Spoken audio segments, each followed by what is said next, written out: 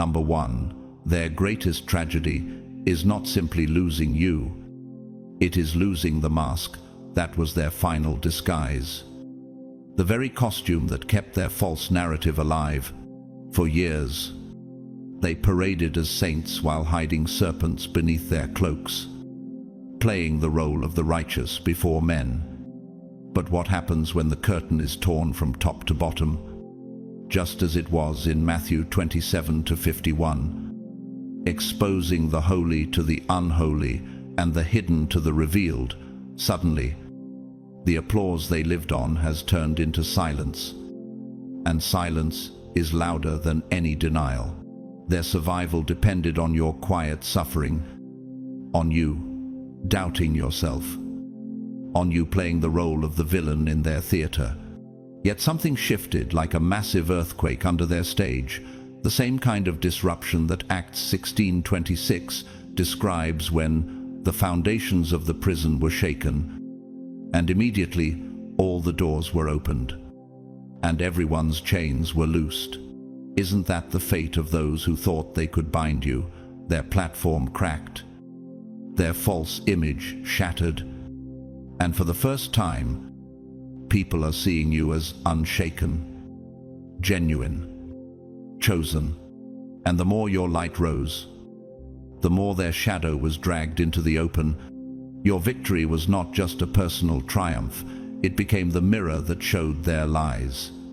As Jesus declared in Luke 12:2, "There is nothing concealed that will not be disclosed, or hidden that will not be made known." Do you see why their tears taste like poison now? They aren't weeping because you are blessed. They are weeping because your blessing stripped them of their disguise. The collapse is brutal. Once a mask falls, no one can wear it again. Think of it like stained glass shattered in a cathedral. Once the fragments scatter, no craftsman can ever restore its sacred glow. Their identity, built brick by brick on deception, crumbled in a single strike of truth. And doesn't this echo the fate of Haman in the book of Esther, who constructed gallows for Mordecai but ended up hanging on them himself? Pride turned to ruin, illusion to judgment. Modern voices testify to this principle. The Spanish painter Francisco de Goya once whispered through his art, "The sleep of reason produces monsters." Their illusion was nothing but a dream fueled by deceit. And when reason awoke, the monsters they hid became visible to all. Or think of the haunting notes of Mozart's Requiem. When the choir thunders, Lacrimosa dies, Illa, oh that day of weeping, do their private tears not echo that lament now, as their performance collapses into ashes? And here lies the irony. Your growth itself became the evidence of their lies. In psychological terms, this is cognitive dissonance, when reality shatters belief. The human mind cannot reconcile the contradiction. Their followers now see the dissonance too. The trust they once borrowed evaporated. The admiration they once stole has vanished. Isn't it chilling to imagine the echo of their cries at night, knowing no one believes their script anymore? Nature testifies against them. When a tree rots from the inside, it may stand tall for a season, but the storm exposes its hollow core. Or the firefly, glowing briefly in the dark. But when dawn comes, its light looks pathetic compared to the sunrise. They lived as borrowed light. But your eyes revealed the true dawn. History also remembers villains who wore masks. Take Cardinal Richelieu, the cunning statesman of France. His power thrived on secrecy and manipulation. Yet when his schemes were unmasked, the legacy left behind was suspicion and fear, not reverence. Just as Proverbs 26-27 warns, "Whoever digs a pit will fall into it. If someone rolls a stone, it will roll back on them." Their deception has become their trap, and there is a lesson even in the ordinary. Maria, a humble seamstress from a small village, once told her children, A lie is like poorly stitched cloth, one tug, and the whole garment unravels. Is that not what happened here? A single thread of truth pulled, and their carefully woven costume collapsed in public view. Chosen one, hear this clearly. Their tears are not truly about you. They are mourning the death of the character they invented, the collapse of an illusion that can never be rebuilt. When a mask this deep breaks, it is the death of an identity. And yet, what they see as death for themselves is resurrection for you. Isaías 60, 1 declares, "Arise, shine, for your light has come, and the glory of the Lord rises upon you."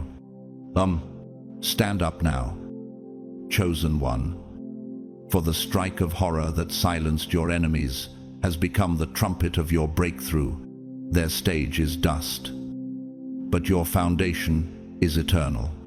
Walk forward unshaken, because heaven has confirmed what hell could never deny. You were never the villain. You are the proof of God's unstoppable glory. Number 2, their schemes were not merely failures. They transformed into an iron prison with no escape. When your enemies plotted against you, they believed they were constructing a masterpiece of manipulation, a labyrinth so precise it would cage you forever. Yet does not Scripture declare in Job 5:13, "He catches the wise in their craftiness, and the schemes of the wily are swept away.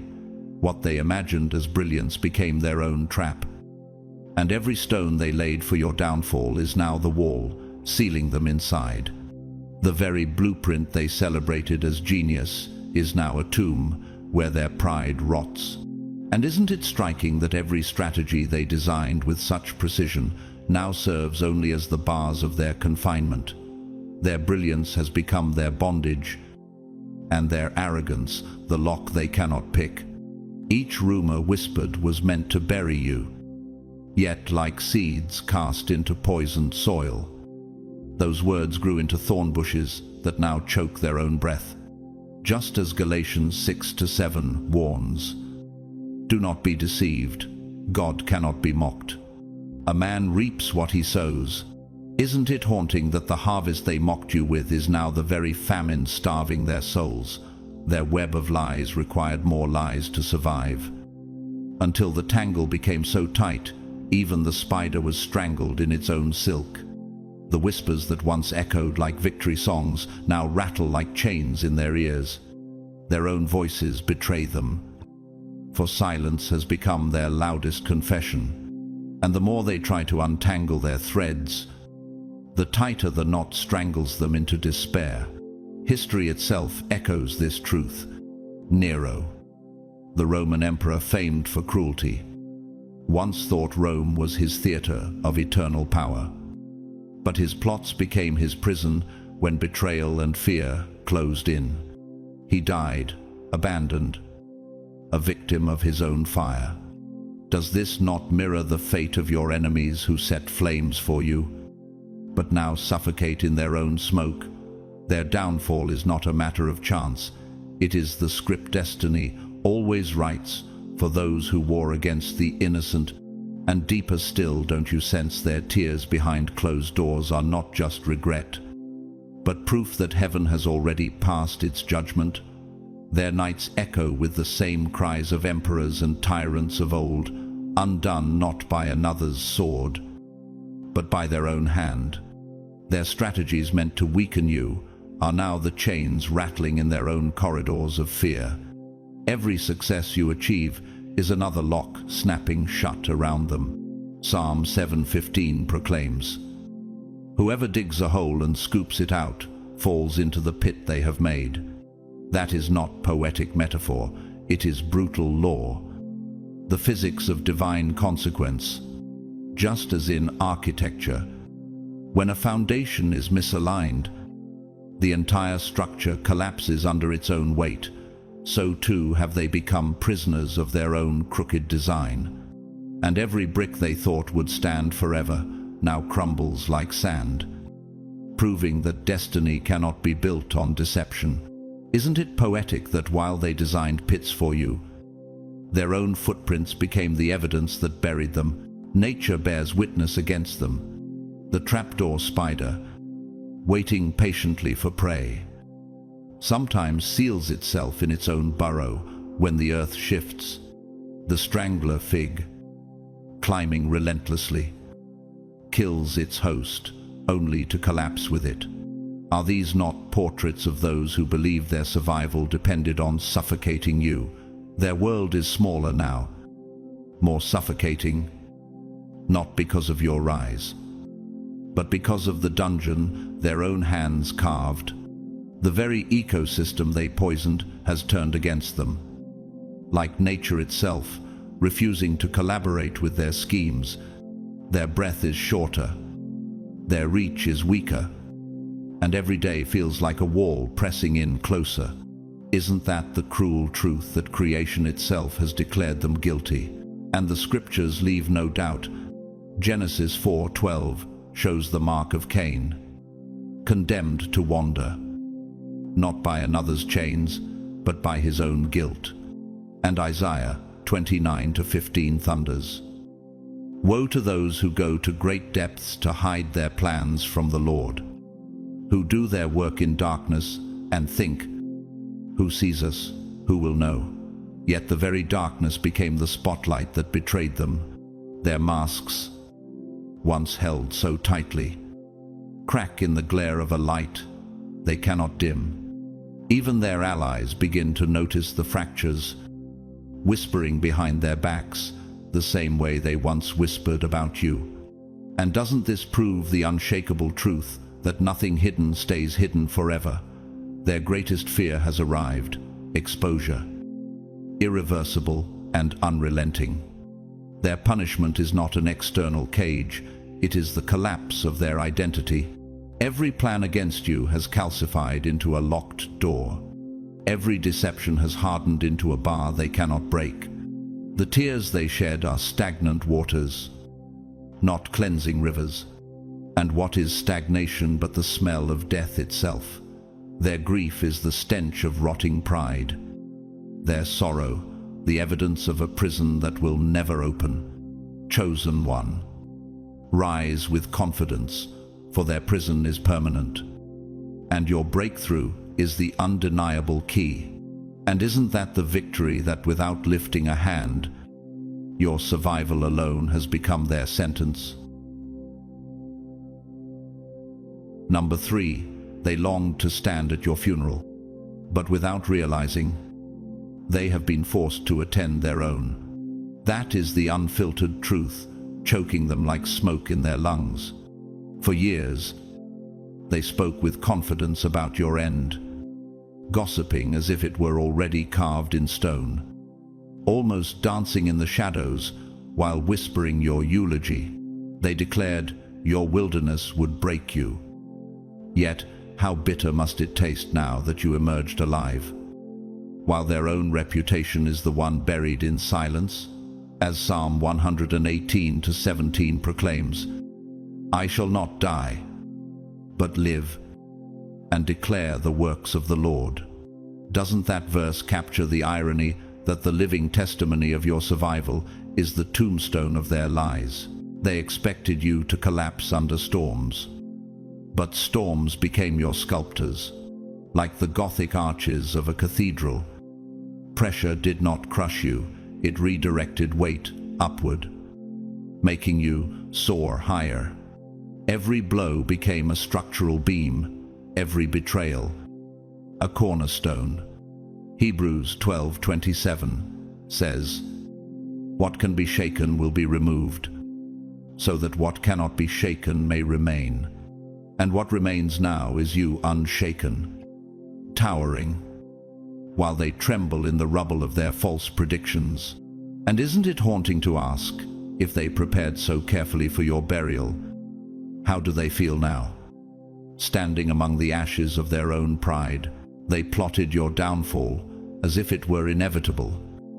But their confidence became their coffin. The celebration they anticipated has turned into their own mourning. Like Pharaoh who pursued Israel into the sea. They thought the waters would close over you. Yet Exodus Tepsna 2:28 records how the waters returned and covered the chariots and the horsemen.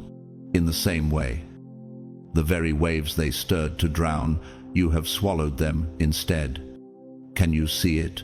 Their tears are not about your success, but about the funeral march of their ego. Psychology confirms it. The principle of projection bias shows that people assume others will fail where they secretly fear collapse themselves. Could that be why their voices cracked while announcing your downfall? Because deep inside, they knew they were speaking their own prophecy. Ecclesiastes 10:8 reinforces it. Whoever digs a pit may fall into it, and whoever breaks through a wall may be bitten by a snake.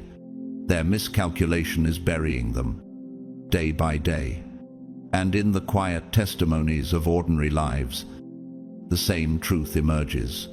Elena, a florist in a forgotten town, once told her daughter, "The flowers you prepare for someone else's grave may end up blooming on your own." That simple wisdom now echoes prophetically. The bouquets your enemies prepared for your coffin became the wreaths on their own caskets. Isaías 25:8 declares, "He will swallow up death forever. The sovereign Lord will wipe away the tears from all faces." Their tears, however, are not wiped away, they are multiplied, hidden behind walls where shame echoes louder than their words. And this leads to one final piercing question. How can they escape the shadow of a funeral that plays on repeat, when every sunrise of your survival becomes another toll of their death knell? Chosen one, arise. What they called your end has become their own extinction. Their influence is buried. Their false power is buried. Their image is buried. Stand tall, for their mourning is the soundtrack of your resurrection, and their collapse is the stage for your eternal ascent. Number 4. Your name has become untouchable currency, a treasure sealed in heaven's vault, and they cannot spend it no matter how hard they try. For years, your enemies worked tirelessly to smear it with mud, convinced that mockery and doubt would strip it of value. They thought if they could convince enough voices to scoff, then your very identity would depreciate like counterfeit coins. But Proverbs 22:1 declares, "A good name is more desirable than great riches. To be esteemed is better than silver or gold." And is it not true now that the wealth of your name is priceless? While theirs has collapsed into bankruptcy, the irony burns them like fire, that while they shouted, slandered, and schemed, heaven was polishing your name like a hidden jewel. Every accusation they forged has now turned into a certificate of their own envy. While your name shines brighter as their shadows collapse, they believed a tarnished reputation would lock every door in your life. Yet doors opened wider. Why? Because a name forged in resilience becomes stronger than fire. Like tempered steel that only grows sharper under heat. Isaiah 62:2 proclaims, "You will be called by a new name that the mouth of the Lord will bestow." And isn't that what terrifies them most? That the very label they tried to destroy has now become your divine crown. Every time your name is spoken, it carries resonance like a struck bell in a cathedral, echoing with respect, curiosity, and wait. Doesn't it sting them to know that while they plotted your erasure, heaven was inscribing your identity in eternal ink? And isn't the heaviest truth that your silence was enough because God Himself spoke louder, branding your name with glory no human hand can erase? Opportunities are placed before you, not because someone co-signed your worth, but because your very survival turned your name into a key that no hand but yours can wield. Behind closed doors, they mourn silently because their names once shouted with arrogance now sound like rusted locks. Psalm 112, Kuusi promises. Surely the righteous will never be shaken. They will be remembered forever. What then does it mean for them? When the memory of their name fades like dust swept into the wind, their reputations crumble not from outside attacks, but from the weight of their own emptiness. Isn't it haunting for them that while your name opens heavenly gates, theirs closes earthly ones, and as they watch doors slam in their faces, they realize too late that every opportunity they stole was nothing more than sand slipping through their fingers? Artists have seen this truth long before us. Vincent van Gogh, mocked in his lifetime, once said that his name would mean something one day, despite rejection. Now his signature is priceless. Doesn't your story echo the same principle that a name despised by the envious may one day become the name carved in gold? And as Handel's Messiah swells with the chorus, "And he shall reign forever and ever," do you not hear the resonance that your name, tied to God's hand, carries the same authority that silences false voices forever? Their cries behind closed doors echo, not because your rise is strange, but because it is inevitable. They know deep down that what the world once mocked is now the very song the universe is forced to sing. Meanwhile, their names have become closed gates, bolted by mistrust. Eclesiastes 7:1 declares, "A good name is better than fine perfume, and the day of death better than the day of birth." Their perfume has soured, their fragrance turned foul, while yours lingers like incense in the temple. Isn't it haunting to realize they cannot borrow your light, cannot counterfeit your victories, cannot force open the rooms that open for you alone? Every attempt to mimic your stride only exposes their hollow echo, and every false alliance they cling to collapses, because alliances built on envy are doomed from the beginning. Doesn't the silence of their halls prove that while they pretended to be kings, their crowns were nothing but dust? Philippians 2:9 resound. Therefore God exalted him to the highest place and gave him the name that is above every name. Your enemies cry behind closed doors because they know the truth value cannot be faked. Their imitations are cheap counterfeits. Their doors slam shut, while your name has become the master key. And here lies the ultimate question. If your name has become currency heaven backs, how can they ever compete with a value they never earned? Every tear they shed is interest charged on a debt they can never repay. And doesn't it cut them to realize that heaven's seal cannot be forged, only bestowed? Their mourning is endless because your rise is endless, and the contrast will follow them forever. Chosen one, rise. Your name is no longer a weapon in their hands. It is the anthem of your calling. Their tears are proof that no gate can deny you, no voice can silence you, and no counterfeit can match you. Stand tall, for your name has become eternal currency, and heaven has stamped it with glory. Their grief is the soundtrack of their downfall, but your song is the anthem of eternity. Number 5. They are now awakening to the most devastating revelation. You were the source of their power all along. That truth strikes them like thunder at midnight, a blow that no mask can soften. They mocked you, drained you, belittled you in public. But behind every insult was the unspoken confession that your light was their lamp and your strength was their crutch. John 1:5 declares, "The light shines in the darkness, and the darkness has not overcome it. Isn't this why their world now feels suffocating? Because the very light they pretended to despise is gone without you. Their shadows stretch endlessly, and they stumble in their own emptiness.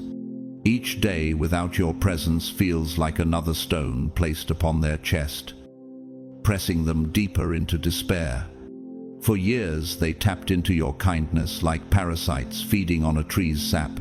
They disguised their hunger with arrogance, but deep inside, they knew it was your resilience that kept their fragile structures standing. Psalm 36:9 reminds us, "For with you is the fountain of life. In your light we see light."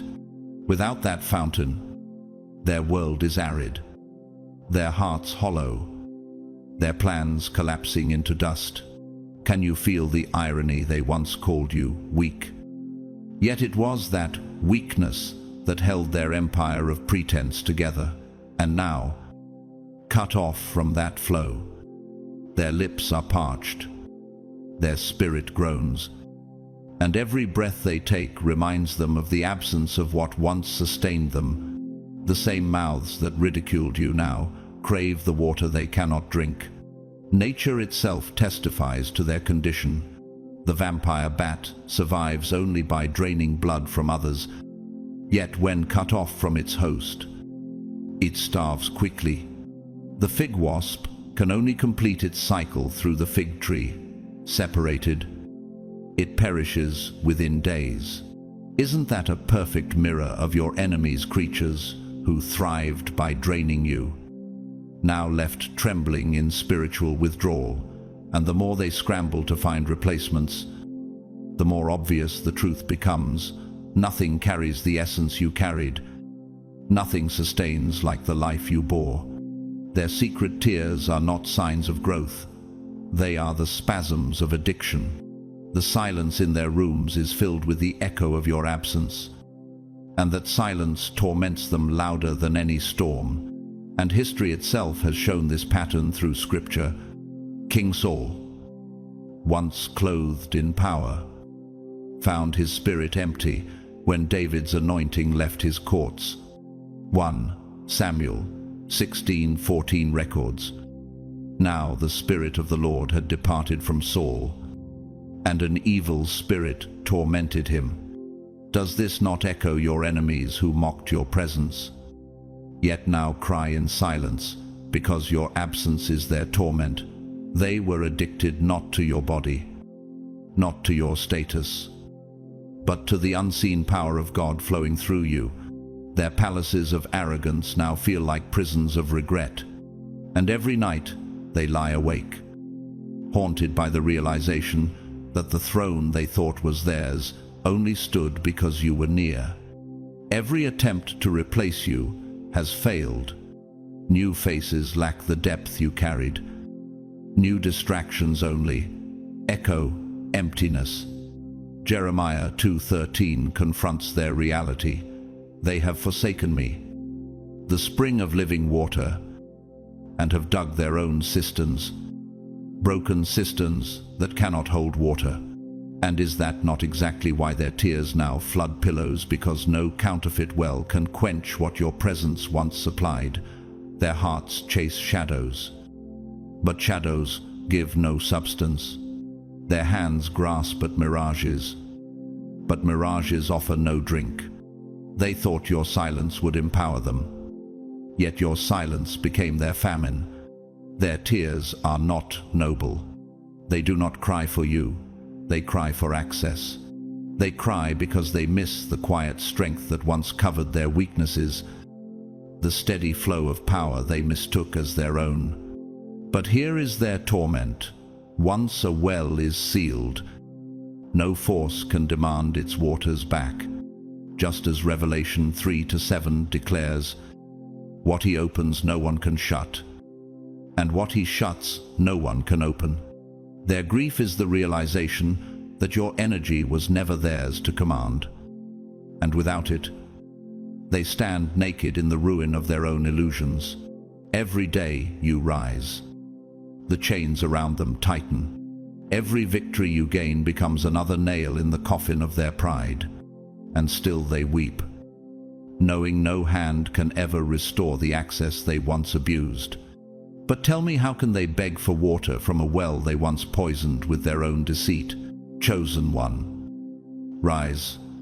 You have proven that your so-called weakness was their life support, and now that cord is cut forever. Their collapse is evidence that your power was never theirs. It was a gift from God, flowing through you like a river of fire. Stand tall, for you are no longer their supply. You are the proof that divine energy cannot be drained. And isn't this the greatest testimony that what they tried to bury has become the source of your resurrection? The chains they forged now bind only themselves, while you ascend free. Number 6. The applause they stole was never theirs. It was only an echo borrowed from your light. And now that echo has died in the hollow chambers of their emptiness.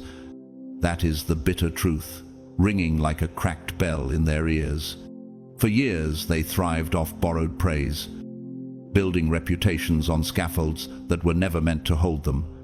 They paraded your brilliance, your resilience, your victories as if they were their own crowns. Psalm 44, 8 declares, "In God we make our boast all day long, and we will praise your name forever." Yet what happens when the praise was never meant for them?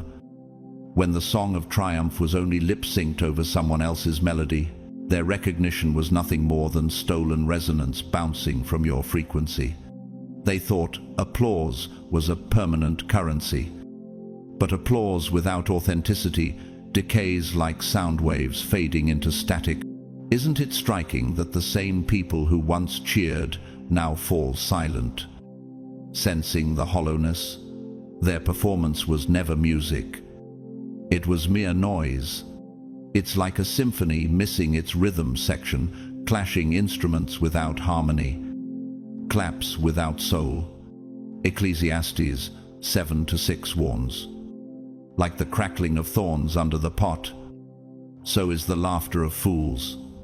And now their joy is nothing but crackling sparks that die before warming anyone. You were the substance. Without you, their act collapses like an empty stage set. They cannot recreate the brilliance, because brilliance is not a costume you can wear. It is a fire that burns from within. Can you feel the weight of their humiliation, realizing that their so-called greatness was only a projection screen reflecting your light? Isn't it haunting that the audience now whispers, "Was it ever theirs?" while their once loud applause echoes like an abandoned theater?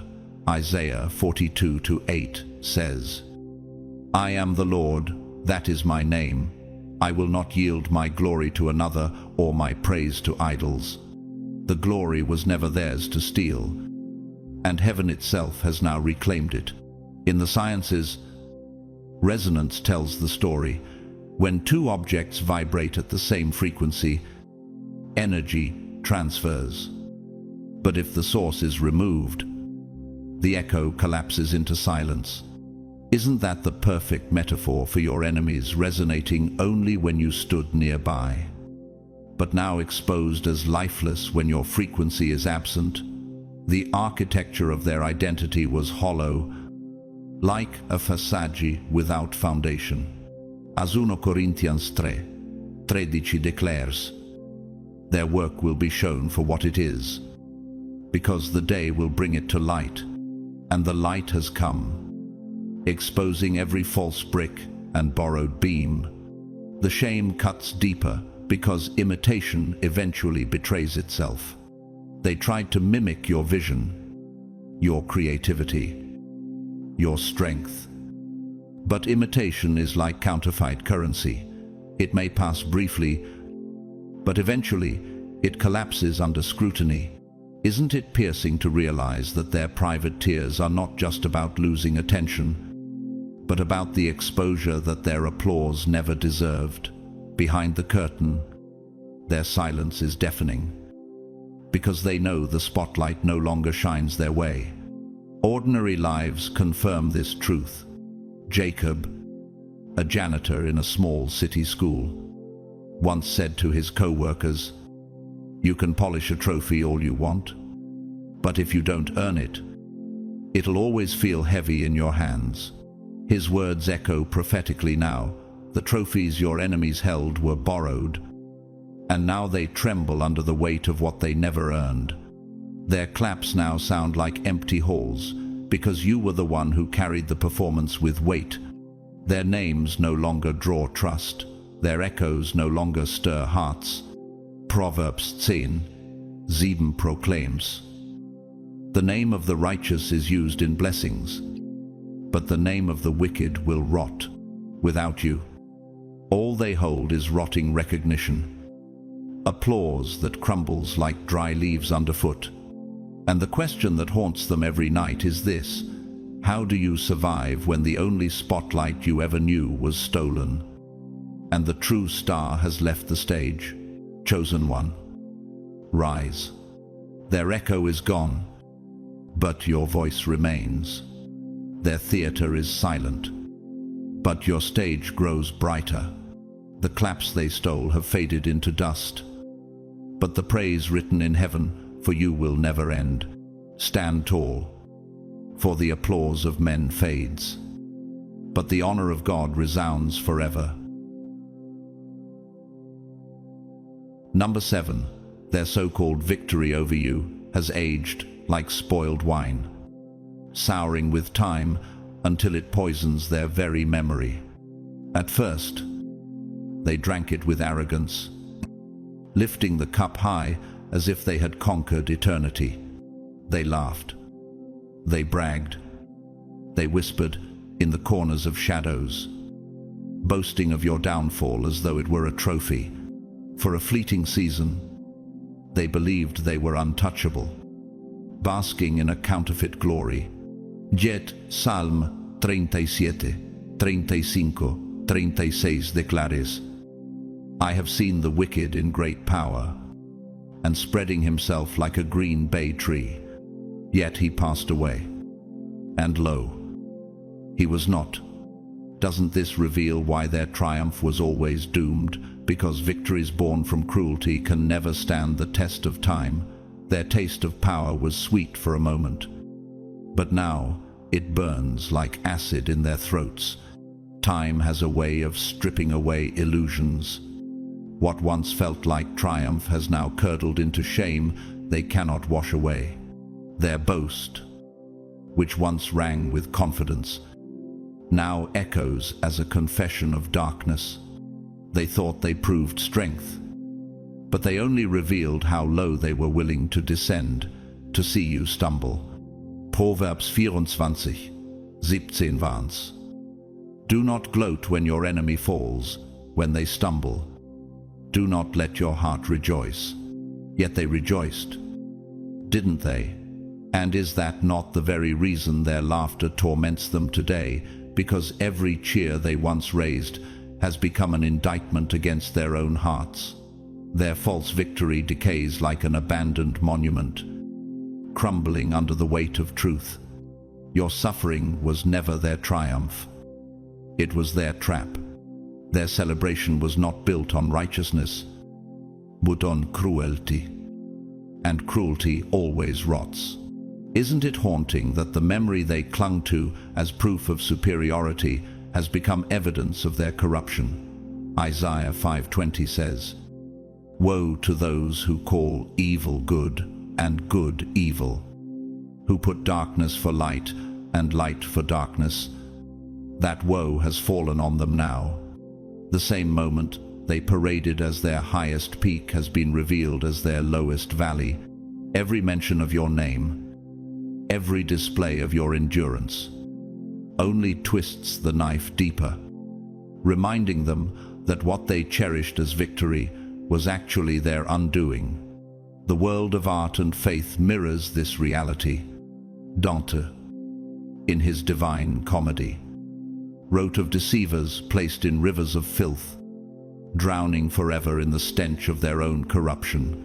Doesn't that image paint your enemies perfectly, forced to live with the taste of their false triumph, unable to escape its stench, and the hymn Dies Irae, echoing through centuries, cries, "Day of wrath, day that will dissolve the world in ashes."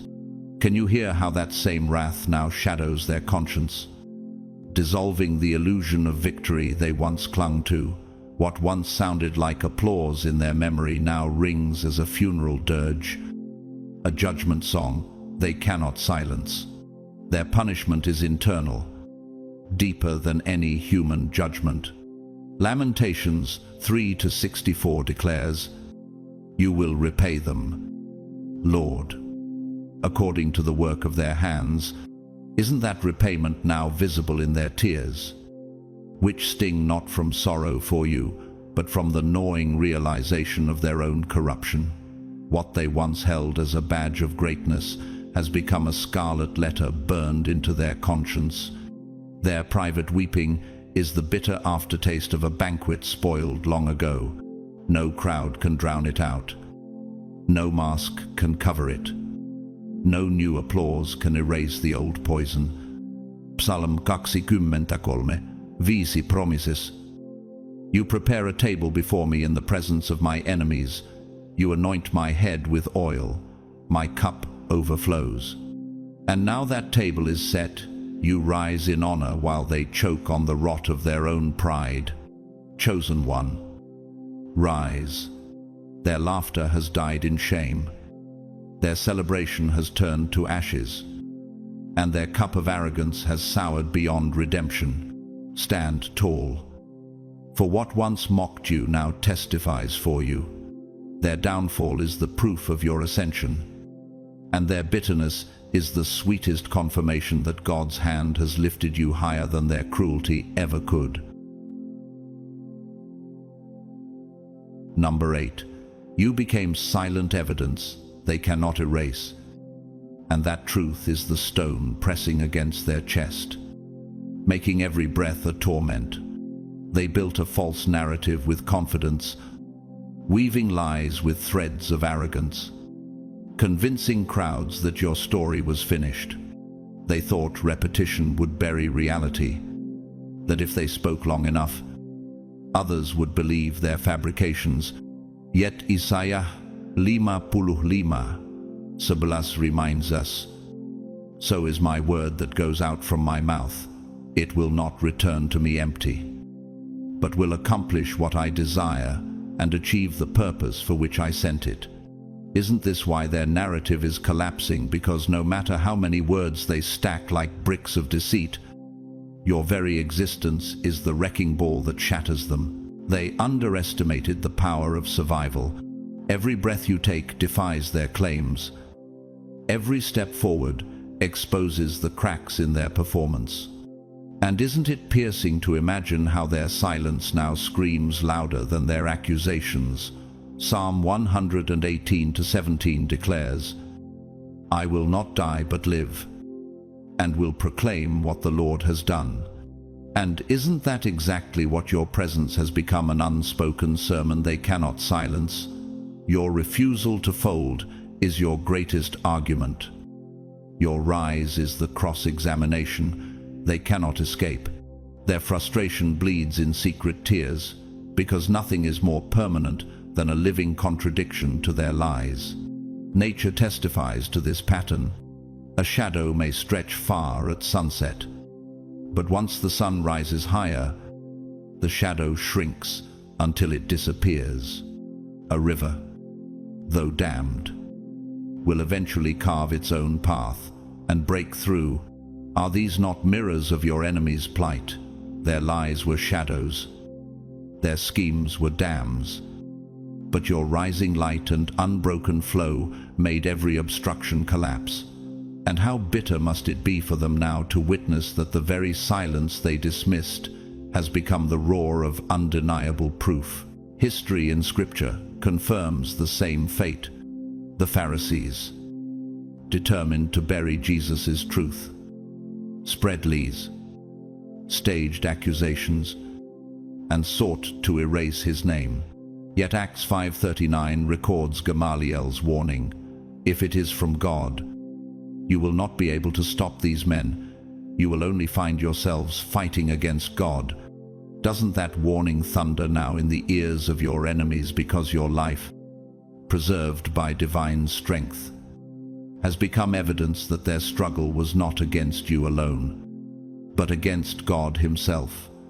Their tears are not just of regret, but of terror, because they realize their arms were too short to box with heaven. Their torment grows worse because the world is beginning to notice. Even those who once doubted you are forced to admit the contradiction. The lies they heard do not align with the life they now witness. John 8:32 declares, "Then you will know the truth, and the truth will set you free." But here is the sting: the same truth setting you free is chaining them to exposure. Isn't it haunting to wonder how it feels for them to watch doors open for you while their credibility rots in silence? Every word they spoke now circles back to condemn them, because the crowd no longer trusts their voice. And what eats them most is permanence. They cannot erase you, cannot undo what has been proven, cannot bury the reality of who you are. Job 12:16 says, "To Him belong strength and insight. Both deceived and deceiver are His." Their deception has boomeranged, binding them with chains forged from their own lies.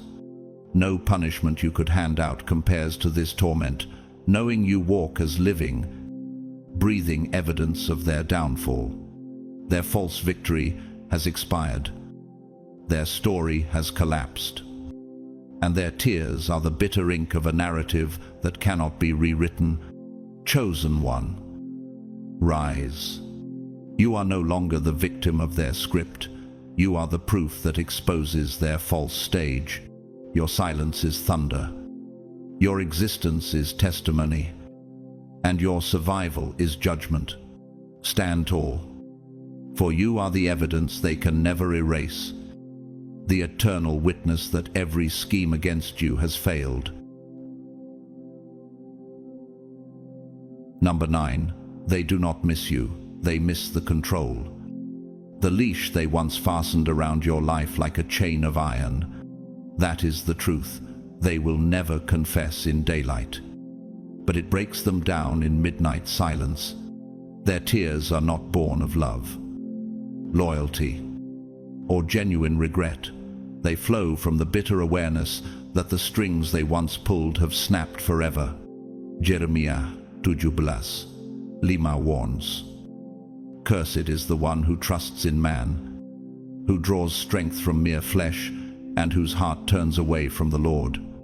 And isn't this the curse now choking them, because the power they thought was strength was nothing more than borrowed control? Their whispers of victory have become groans of loss. Their pride has collapsed under the weight of irrelevance. Their devastation was never about losing you as a soul created by God.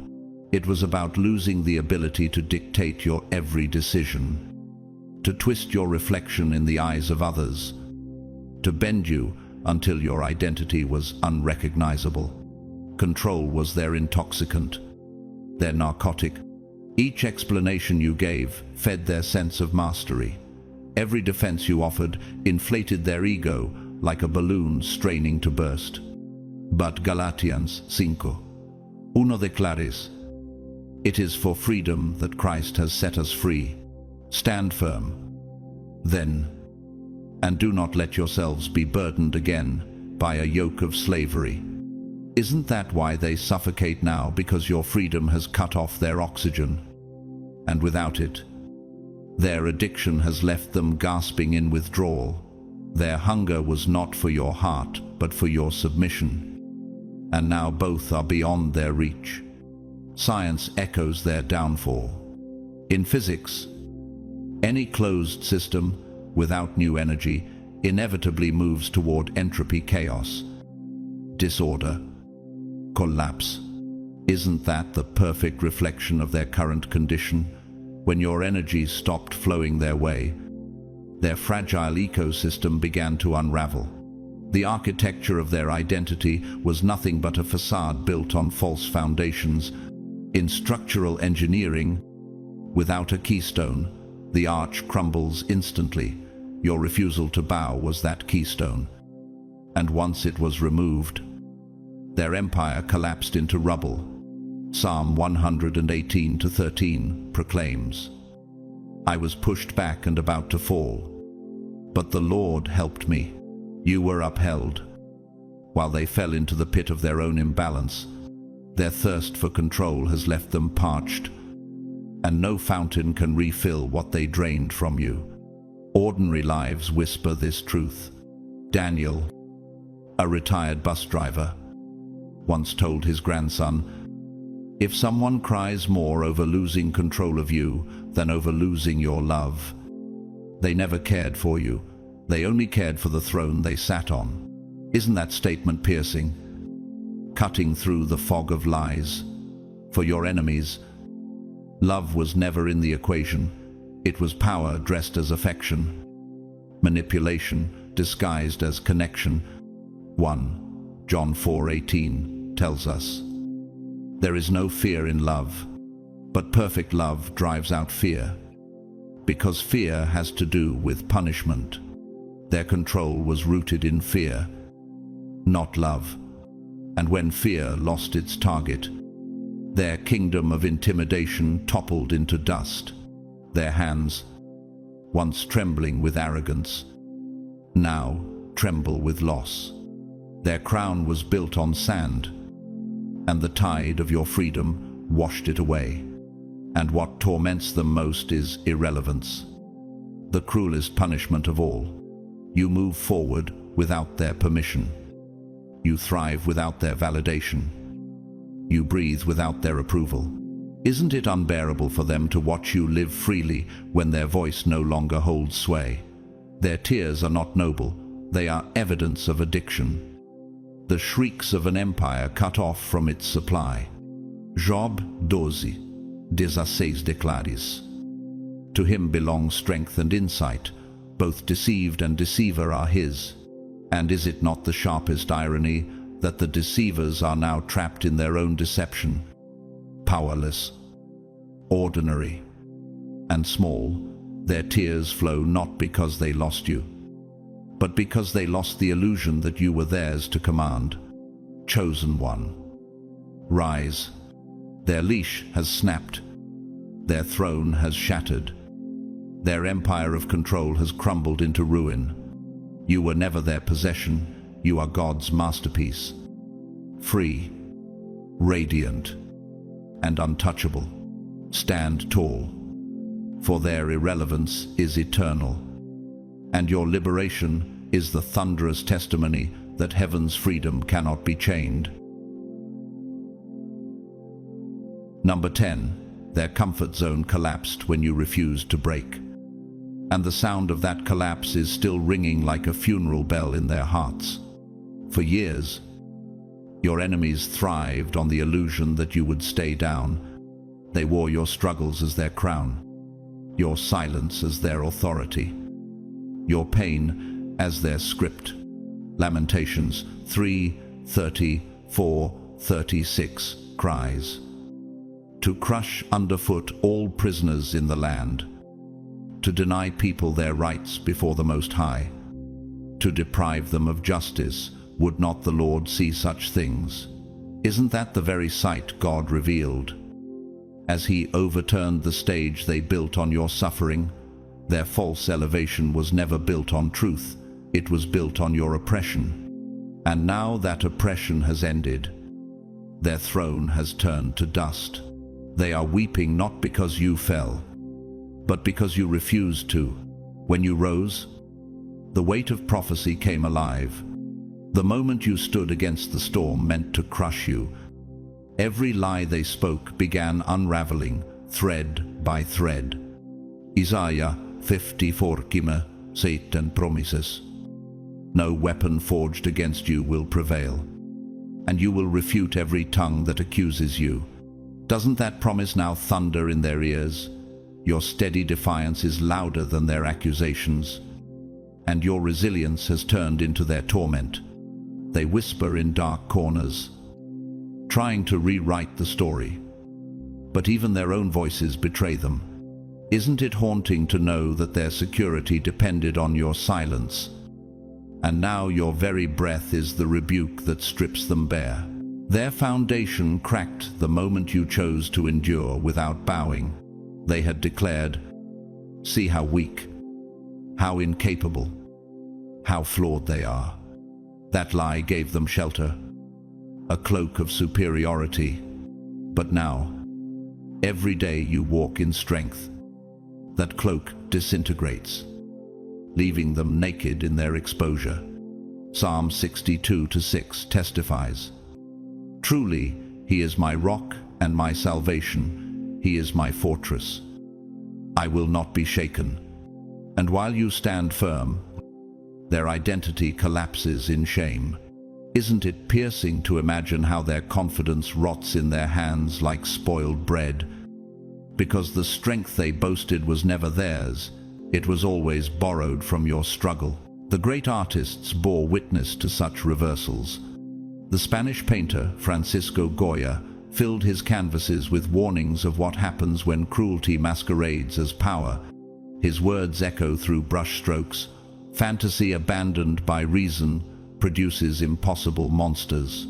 Doesn't that capture the fate of your enemies, whose fantasy of your downfall has birthed the very monster that haunts them now? And in the world of sacred music, Mozart's Requiem mournfully sings, "Confutatis maledictis, flammis acribus addictis," when the accursed are confounded and delivered to the bitter flames. Asterisk. Can't you almost hear how that chorus becomes their soundtrack? The hymn of a comfort zone burned to ashes by the fire of truth. Their victory song has turned into their dirge, and every note deepens their despair. Their tears now taste of exposure, and exposure is more devastating than any revenge you could deliver. John 8:44 unmasks them. When he lies, he speaks his native language, for he is a liar and the father of lies. Their language has betrayed them. Their narrative has expired. Their stage has vanished. They weep because the identity they paraded was always parasitic on your weakness. Isn't it striking that when you refused to remain broken, their story ended before their eyes? They never knew who they were, apart from your silence. And now the truth has revealed them to be ordinary, small, and powerless. 2 Corinthians 4:9 declares, persecuted, but not abandoned, struck down, built, not destroyed. Your resilience is the proof that their dominion has ended. Their comfort zone has collapsed beyond repair. Their false stage lies in ruins. Their throne is nothing but rubble, and now you stand, crowned not by their permission, but by heaven's decree. Chosen one, rise. Their mourning is endless, but your strength is eternal. Number 11. Every achievement of yours feels like a confession of their failure, a dagger twisting deeper each time your name is spoken with respect or your progress shines in the open. They tried to dismiss you, but every new level you reach turns into a courtroom where their failures are on trial. And how can they bear such a mirror when their eyes cannot close to it? Psalm 75:7 declares, "It is God who judges.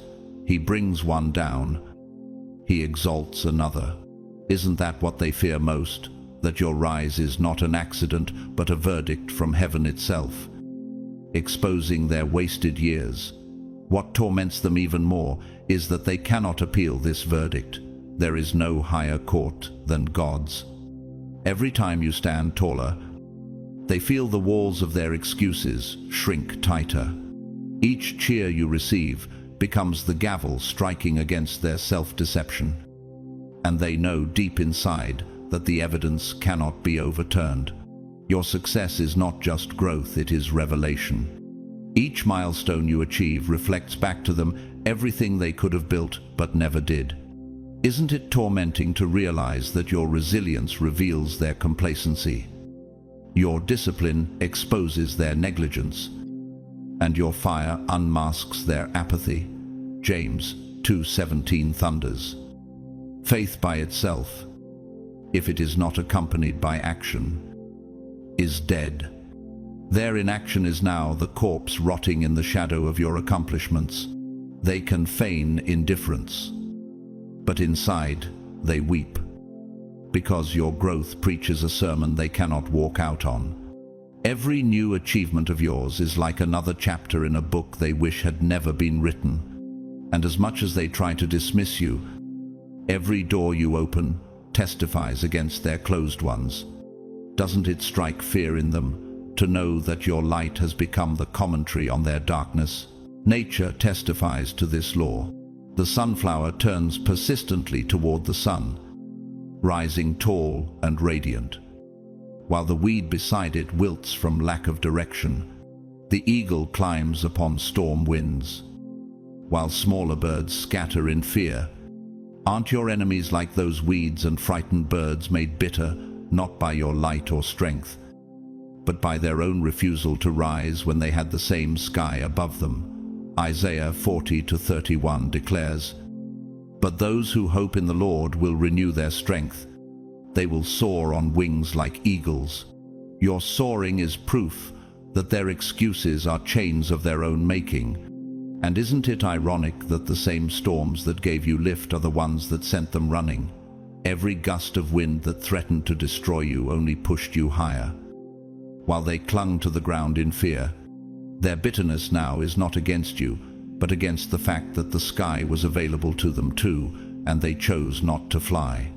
History of Scripture bears another witness. Cain, burning with envy at Abel's offering, saw his brother's success as his own indictment. Genesis 4:6-7 records.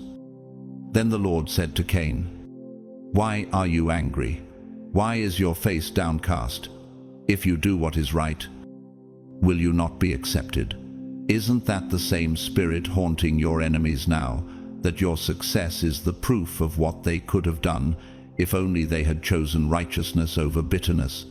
Their tears are confessions, not of sorrow for you, but of fury at themselves.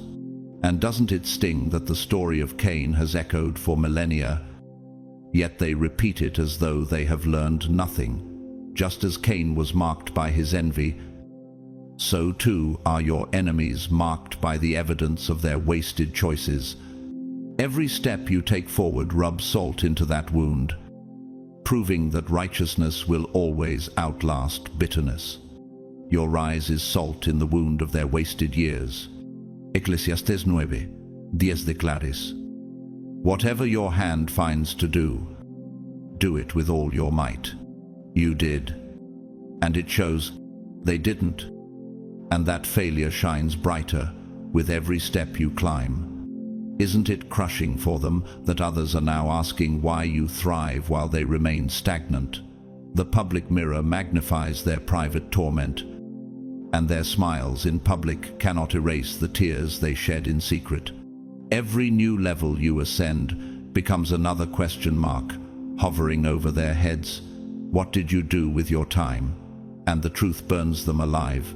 They wasted it trying to bury someone who was destined to grow. Isn't that the cruelest punishment? That your life has become the proof of what they forfeited.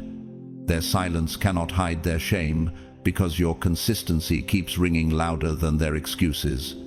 Chosen one, rise. Their envy is their confession. Their jealousy is their punishment. Their bitterness is their hell. Every step you take forward is another stone placed on the altar of your vindication. Stand tall, for your achievements are not just your victories, they are the everlasting witness that God lifts his own. And every breath you take is proof that heaven has the final word, not the lies of your enemies. Their torment is endless, because your rise is endless. And that is why your survival has become their eternal defeat. Number 12. They realized they didn't just betray you. They betrayed destiny. And that revelation is the anchor dragging them into an ocean of grief.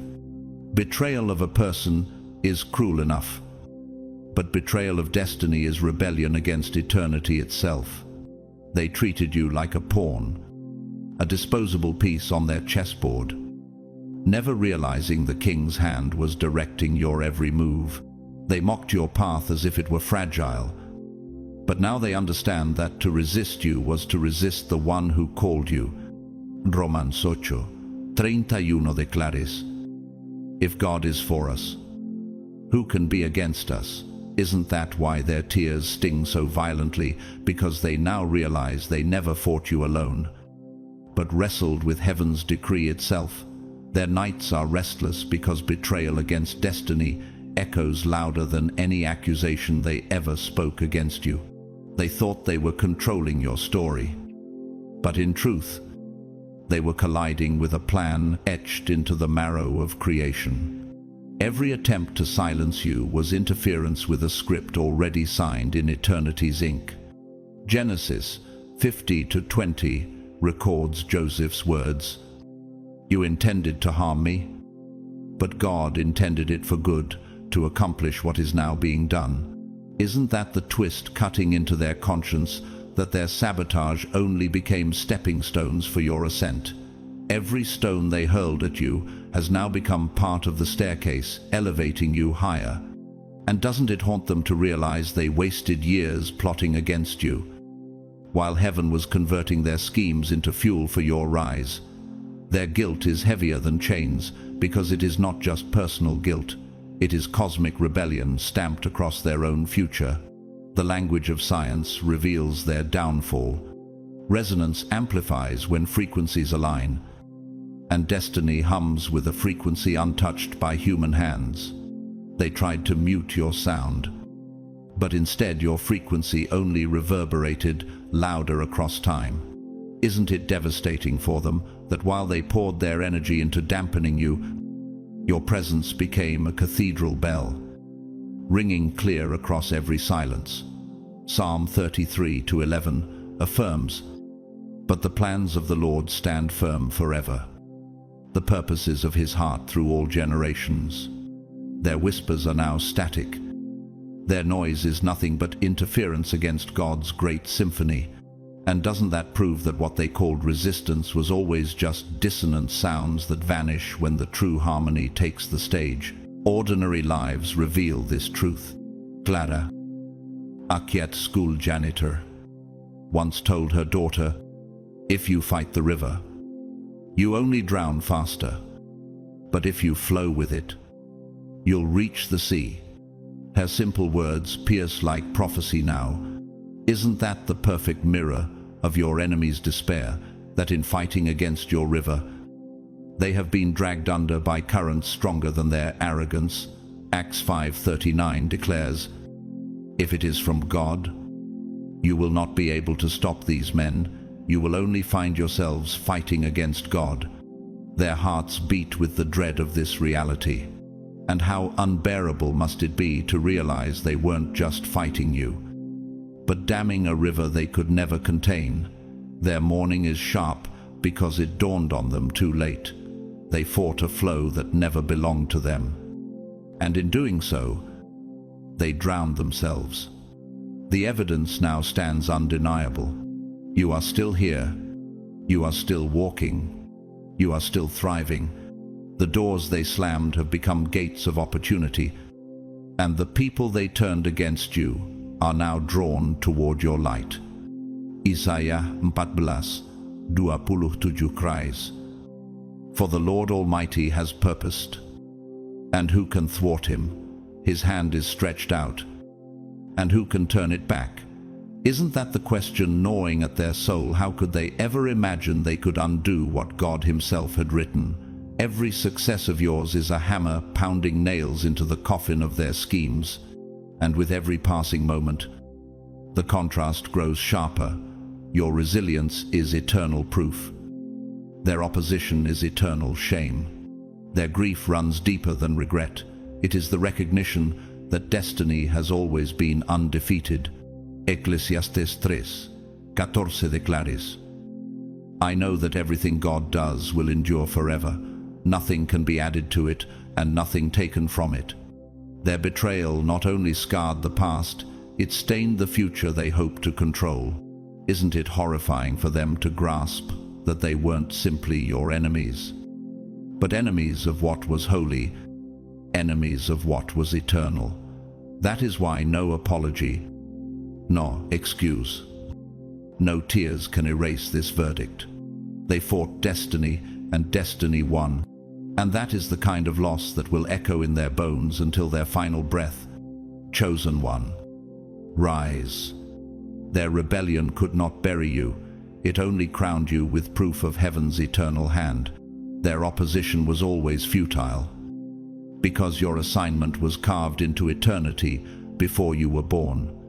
Stand tall, for their defeat is permanent, but your calling is everlasting.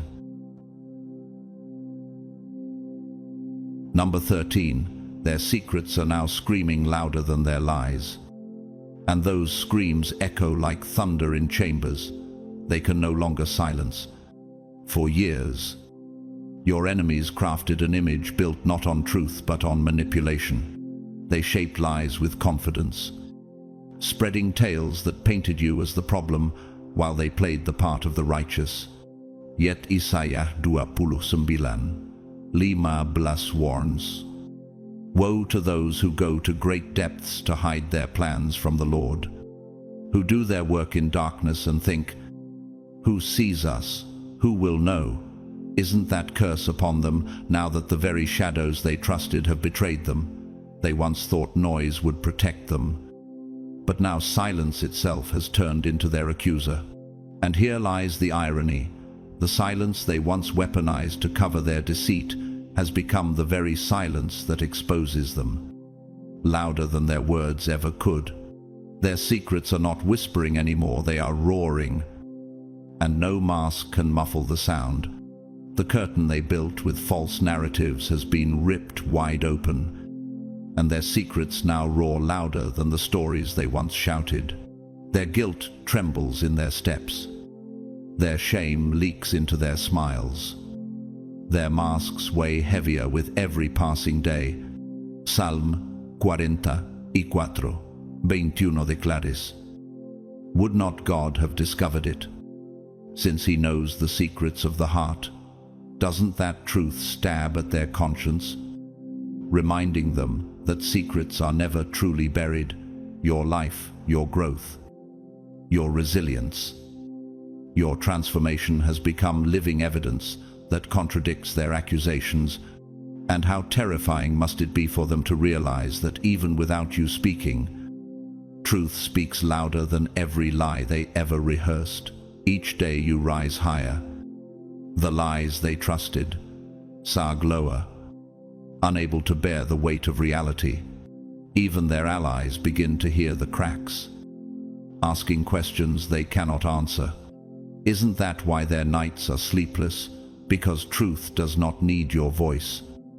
It carries its own. Time is the enemy of deception. Lies age like brittle paper, crumbling with the slightest pressure, while truth ages like unshakable stone, enduring and immovable. Proverbs 12:19 proclaims, truthful lips endure forever, but a lying tongue lasts only a moment. Isn't that what haunts them each night, that every step you take in victory presses harder against their false story, while every stumble of theirs reveals the hypocrisy they can no longer disguise?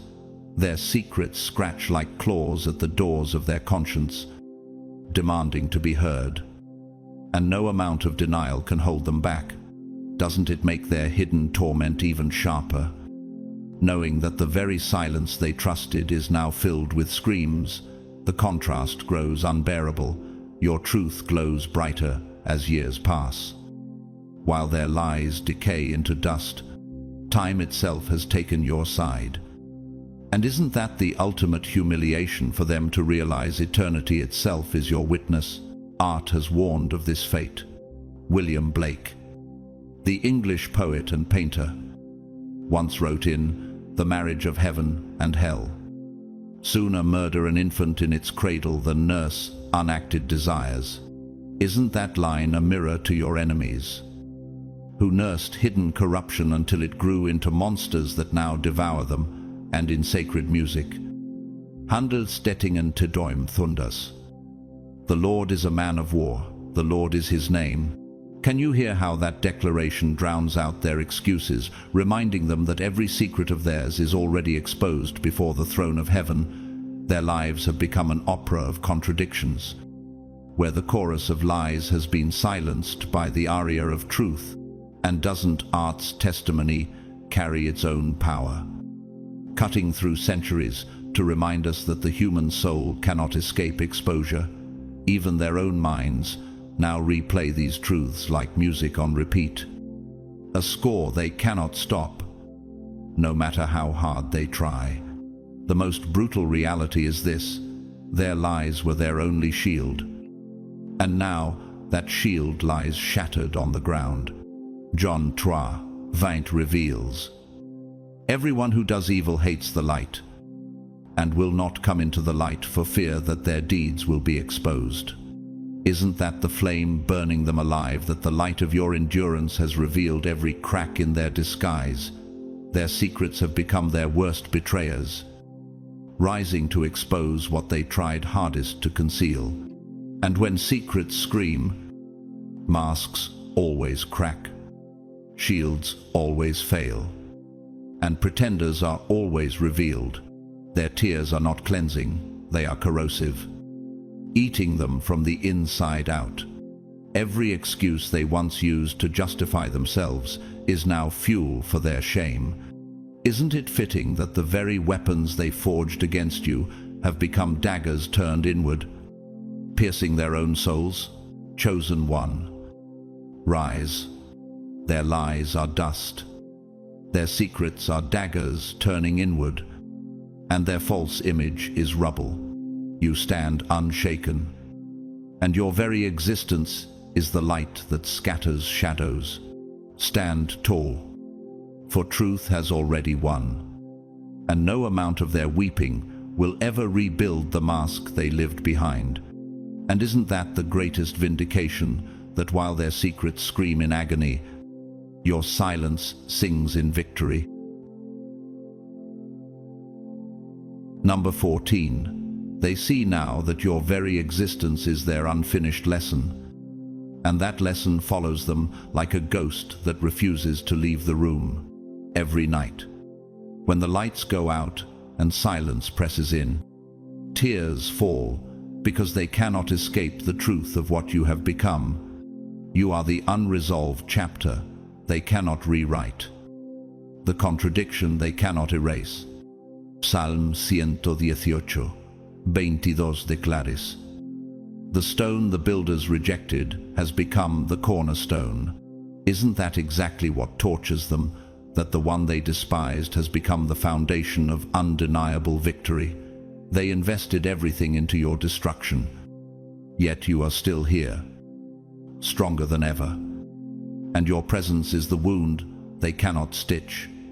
And as time stretches forward, this wound only deepens, because every step you take forward presses harder against the scar of their failure. Their minds replay the same bitter memory.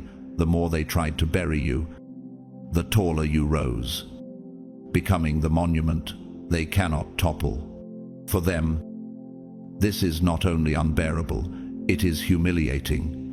It is not simply about you surviving, it is about them failing at the very thing they dedicated their lives to.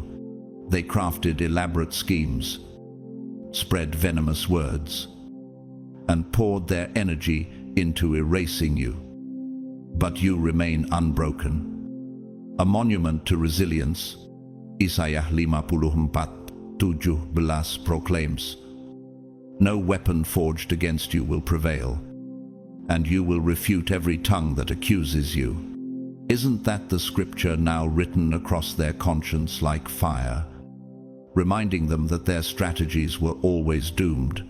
Every time they hear your name, every time they see your progress, it slices into their pride like a blade of light.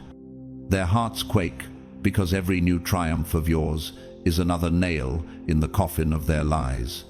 And doesn't it sting them more than anything else to realize that in trying to destroy your story, they ended up writing the record of their own defeat?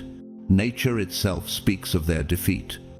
A storm may flatten grass, but oak trees rise again, rooted deeper than before. A vulture may circle, expecting decay, only to starve when life refuses to die. Isn't that their torment, that they expected you to crumble like fragile petals, yet you returned as a forest, unshaken, unburned? Job 14:9 testifies.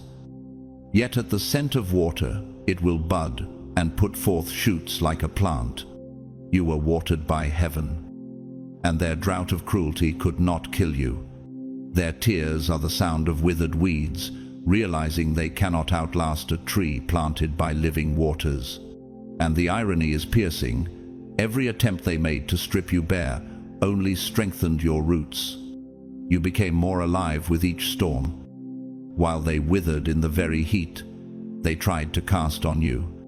Isn't it haunting for them to watch as nature itself testifies against their schemes?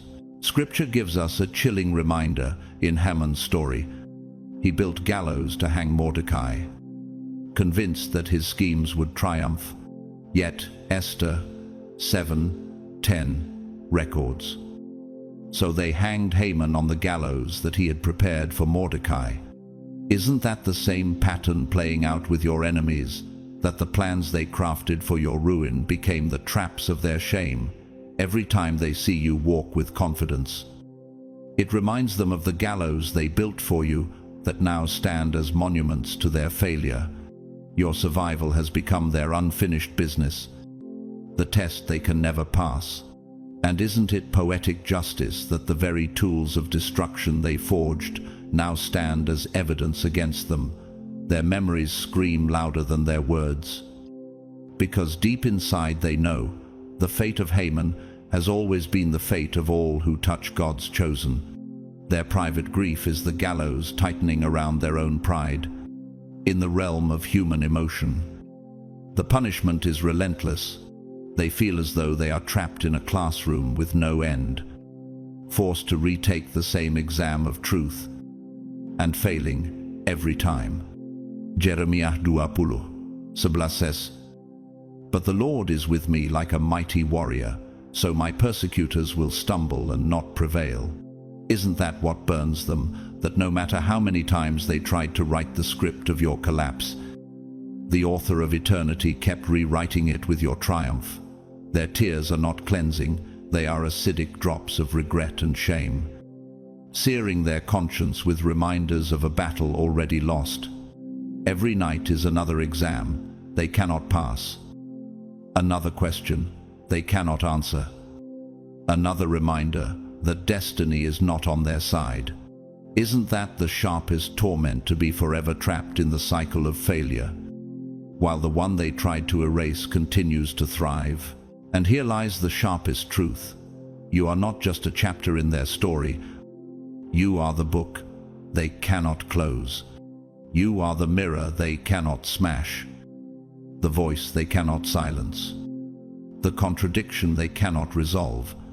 Revelation 3:8 declares, "See, I have placed before you an open door that no one can shut."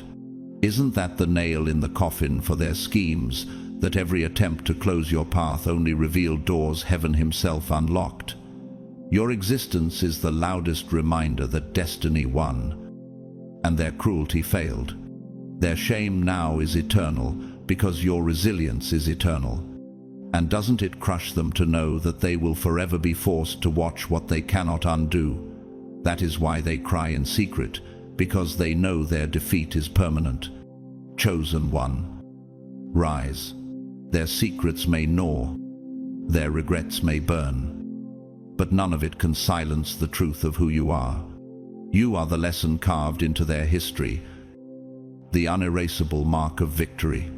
Stand tall, for their tears testify that you are untouchable, and heaven's decree is final. Theirs is an endless lament, but yours is an endless anthem. Something massive has shifted, and the ground beneath your enemies has cracked. It has left them weeping in silence, not because of love for you, but because of the illusions they built that have shattered into dust. Their tears are not noble. They are acidic drops of regret, dripping for the power they thought they possessed, but never truly owned. Every secret they buried is clawing its way out of the grave. Every lie they whispered is collapsing like a house of cards in the wind, and every attempt to erase your name has only etched it deeper into the fabric of destiny, making you shine brighter than ever before. You are no longer their target. You are their torment. You have become their unfinished lesson, their eternal contradiction, their living reminder that destiny cannot be defeated. Isaías 14:27 declares, "The Lord Almighty has proposed, and who can thwart him? His hand is stretched out, and who can turn it back?" Isn't that the dagger twisting in their conscience, that they were never truly in control of the story? And here's the beauty. You don't need to lift a finger. Your existence, your rise, your resilience preaches louder than any defense you could offer. Where they once laughed at your pain, they now choke on their own shame. Where they once declared the end of your story, they now see that survival has become your elevation, and it terrifies them. Because every victory you walk into is a mirror of their failure. Every breath you take in freedom reminds them of the chains they forged for themselves. Psalm 118:23 proclaims, "The Lord has done this, and it is marvelous in our eyes." Isn't that exactly why their tears flow hardest in the dark? Because they now realize the game was never theirs to control. You've won by standing. You've triumphed by enduring. And your survival has transformed into a throne of elevation. Their private cries are not whispers. They are the echoes of a system that failed, of a strategy that collapsed, of a story that was ripped from their hands and rewritten by heaven itself. Chosen one, you are walking evidence that God's plan is bigger than man's schemes. Your very life is the sermon they never wanted to hear, but cannot stop listening to. And that truth is the reason their eyes burn with endless tears. This is why you must stand firm. This is why you cannot retreat. Their grief is proof of your strength, and their regret is proof of your victory. Chosen ones, what we have uncovered today is not just about enemies weeping, it is about destiny standing. Their tears are not a sign of your weakness, but a public confession of your strength. They thought they could bury you, yet you became the seed that multiplied. They thought they could silence you, yet your very existence now roars louder than their lies. And the truth we carry is eternal. When God strikes, no hand can reverse it. And when he elevates his chosen, no scheme of man can pull them down. So, stand tall in this hour. Their cries are the sound of a broken system, but your voice is the sound of heaven's decree. You are proof that light cannot be hidden, that destiny cannot be destroyed, and that God's plan is unshakable. Let this message be your confirmation. You have already won, and their weeping is the evidence. Family, if this word has stirred your spirit, don't let it end here. Be part of this movement of revelation and victory. Hit that like button. Share this message so others can step into the same truth. Comment, 777, to declare that you stand in alignment with heaven. And make sure to subscribe so you never miss another word meant to lift you higher. To each of you who has supported this channel, whether through super thanks or simply by showing up with your presence, your love, and your time, I want to say from the depth of my heart, thank you. You are the reason this message continues to spread like fire across the nations. And now, I speak blessing over your life. May your path be filled with light. May your enemies fall into their own snares. And may every tear you've cried be turned into rivers of joy. Stand firm, chosen one. You are unstoppable, and heaven is with you always.